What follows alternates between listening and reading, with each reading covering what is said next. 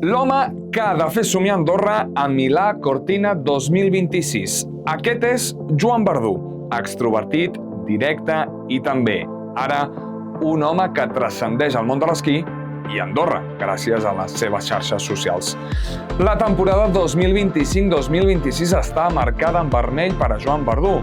Seran els seus quarts Jocs Olímpics i els que arriba en el seu millor moment esportivament parlant.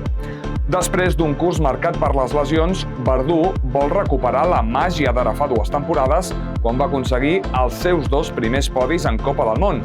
Són els resultats que permetran fer somiar en gran l'esquí andorrà de cara a la cita del mes de febrer. Segons fonts del seu entorn, reconeixen que serà clau arribar als Jocs amb un bon dorsal i per això aquestes primeres curses del Gran Circ Blanc l'andorrà les ha d'afrontar amb un punt més de prudència per acumular punts a la general.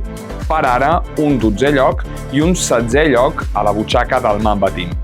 Més enllà del que pugui passar a Milà Cortina, el que comença a sondejar l'entorn de l'esquiador és si seran els seus darrers Jocs Olímpics. A la vida de l'esquí, que és tan exigent, sí que tens corredors amb 35-36, que són unes màquines i els respecten les lesions i estiren molts anys, però bueno, ja és una situació diferent, com havies comentat, de quan tenia 20 anyets. Llavors, no és que hi pensi, no és que em preocupa, perquè estic disfrutant molt de tot aquest procés, del que estem aconseguint, no només jo, sinó a nivell de país, i estic supercentrat i ho estic disfrutant i tot el meu focus està en això.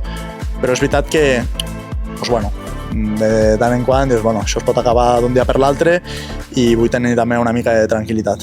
Així doncs, Verdú busca la cirereta del pastís a una carrera que ja és històrica pel que fa a l'esport andorrà. Però si vols saber més de Joan Verdú i de la seva temporada, també del reportatge que li hem fet, doncs aconsegueix la revista del mes de desembre d'Andorra Esportiu. I si no la vols en paper, entra al web i descarrega-la de forma gratuïta.